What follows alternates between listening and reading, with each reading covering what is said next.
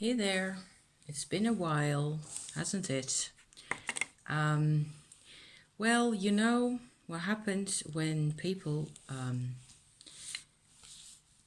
don't manage to express themselves really well, then by the time by the time it gets to me, it doesn't always come out in the prettiest shape, and that's what happened.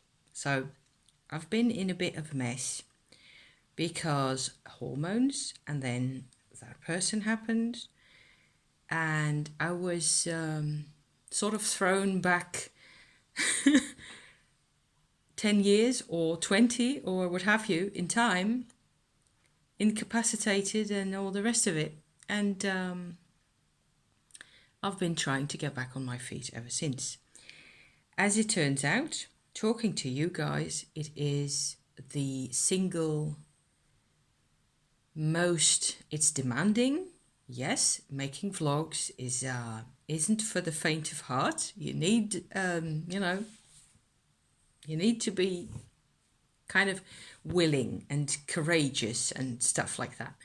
So here I am again, and I suppose that as I proceed, talking to you guys, I will certainly feel better because the crystals are helping a bit, and the essential oils are helping a bit, and the cards are helping a bit, and the other cards and all the rest of it, everything's actually quite fine. And it's a challenge. And I've been going through a couple of things. This is probably going to be a fairly dark video because rain and no artificial lighting, and it'll just have to do for now. Because a couple of interesting things happened as well as a consequence of my being completely upset. There was a meeting, and it wasn't really like afterwards. If you just think about things, it's like, did anything happen or what was it? And it turns out I think they just really overreacted, and they're just, they don't have any other avenue of expression. So it all just came flying out at me, and it was like I was the devil incarnate, basically. And of course, that's not a nice way of dealing. And I was supposed to let it all go. And it turns out that I don't really want to, because being true to yourself means sometimes not letting go, not just like that. It doesn't mean necessarily coming out guns blazing or treating them the same way that they treated me or what have you. I don't really want to go into any details because there are hardly any details. It's just, I was in a bit of a hurry and I said something to somebody with no ill intent towards them whatsoever. I mean, I remember, and they felt bulldozed. And okay, so I can be a bit passionate. It's one of my better traits, I would tend to say, that I take the job seriously at that point. And I wasn't, and she should know better, shouldn't she? Yeah. So, okay. So enough of that. What happened is that in the process of trying to let go, the big letting go, I just found that it's really hard to let go when you're flaming full of rage. And so I had to investigate that. And it was PMS time, and it was all blocked and toxins everywhere. So the what happened really was that I had to do another completion exercise where I tried to come into the part of myself that hurt as much as possible. And what was interesting to me at that point was really how the feeling changed from flaming rage to an extreme sense of heaviness, like stone, really, like being made of stone, where I've described on this channel the inner lodge process, where that's what I tend to do in these type of situations when I'm just, not feeling completely in tune with myself, then I have to go in there. All that ever can get in the inner lodge is parts of myself and emotions that really belong with me. So I don't have to be afraid of anybody else watching or having opinions or needing anything from me. So it's really it's a priceless type of sanctuary meditation that I've used in the past couple of months, with a lot of gratitude, because each time it just makes me feel a lot better. And each time there's interesting challenges and there's interesting aspects to life that I like to, it's the opportunity that I have actually of looking at my own emotions by letting them just sit around this little campfire, or whatever it is that you like to think of, by themselves, without me also trying to control any of it or judge any of it or whatever. It's not always easy, and it's a process, everything. So that's where I was with this sort of a part of me that was, going completely bonkers and ballistic and full of rage at the situation and being blamed again, being blamed for things that are not my fault. Because that's XYZ, that's where it all happens. That's where I just lose it. I just fall to pieces again. And that's where I go back 10, 20 years in time, or 50 years in time, as it turned out. Because this person who was there didn't really have that much definition. It was just this flaming sense of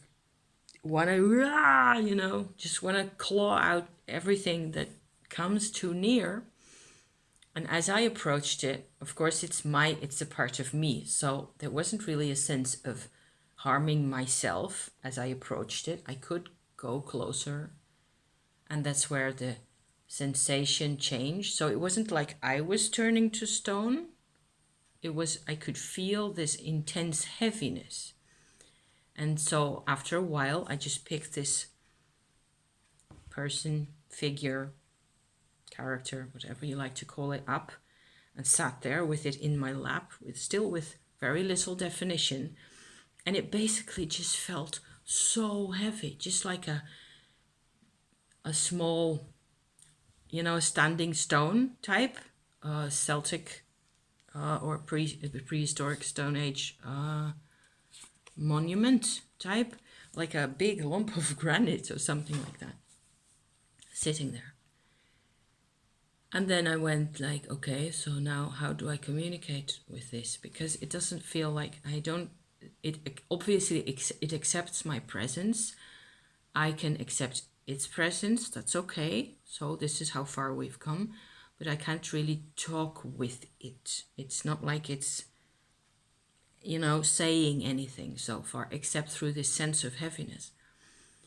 So I had like maybe half a thought where it was like, I just have to get really close to this. And I went in, and I actually went into the stone.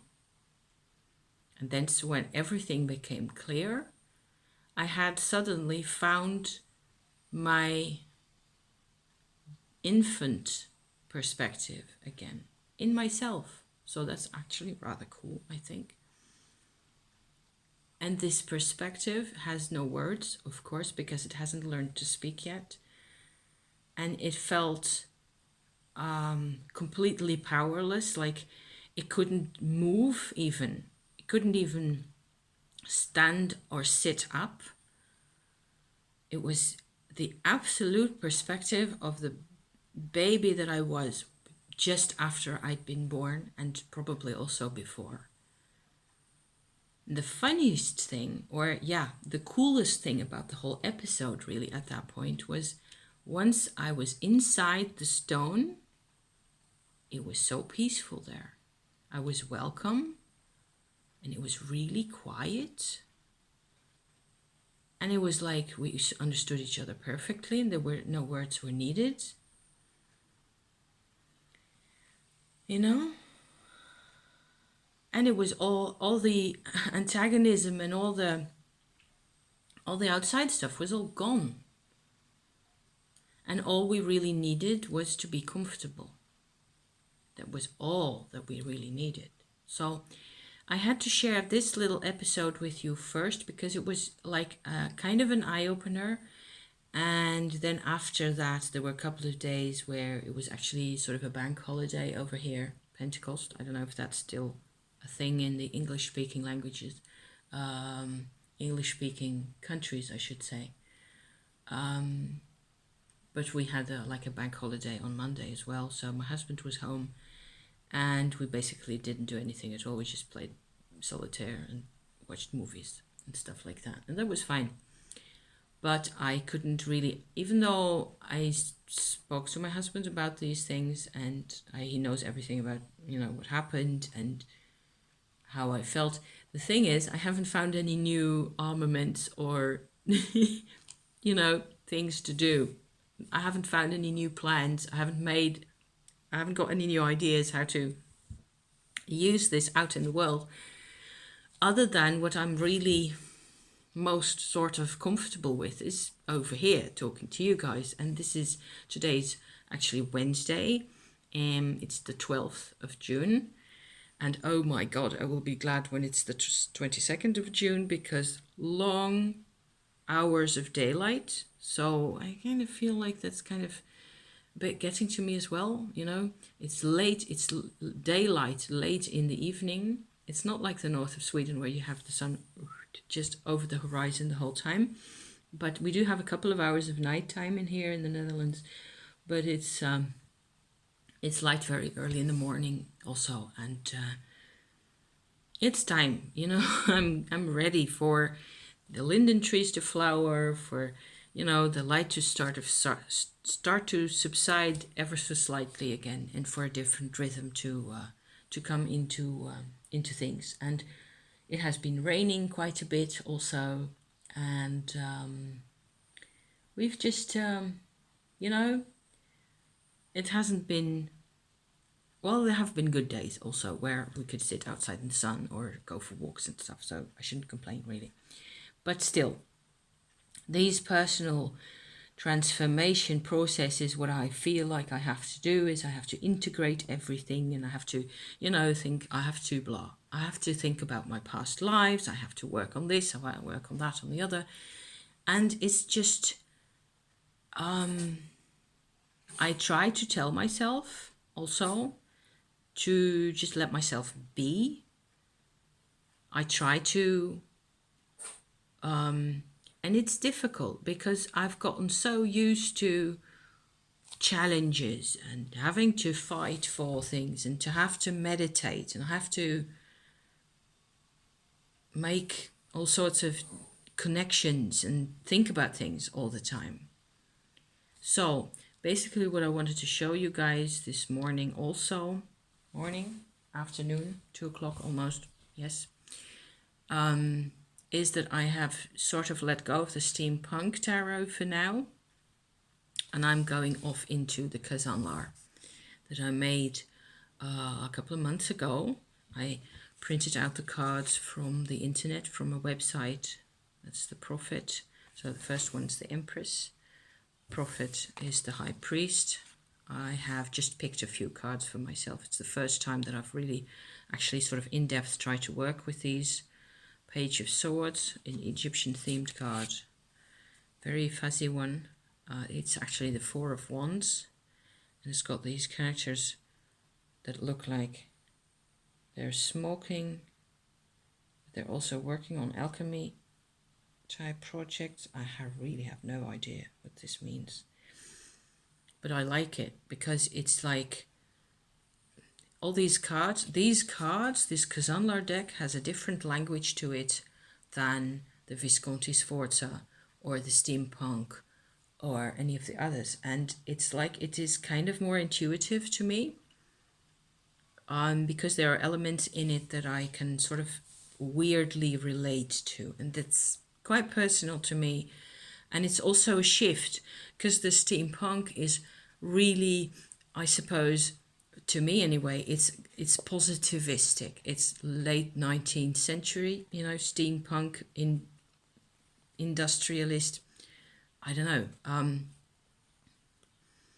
it's got an industrial archaeology vibe to it, but it's quite rational in a way. It's supposed to be, everything's quite sort of daylight oriented with all the machinery in it, right? And this is like the complete opposite. Here I get a 5 of, what is it? Yes, a 5 of swords.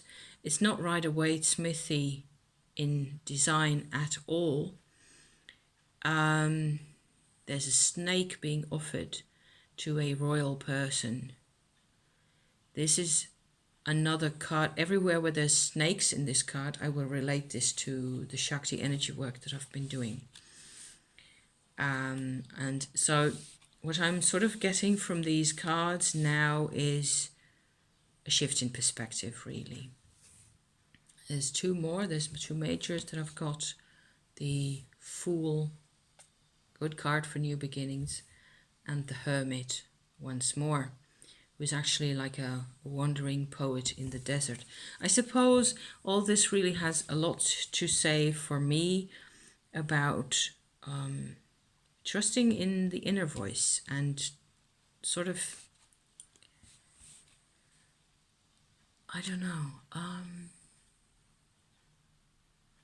you have to, you have inner boundaries where you feel like this is as far as I can go. And a lot of that I still apparently define according to things I learned from my mother's family, from her father, that I sort of, who was really the only person in my family that I grew up with on a fairly constant basis after my parents got divorced.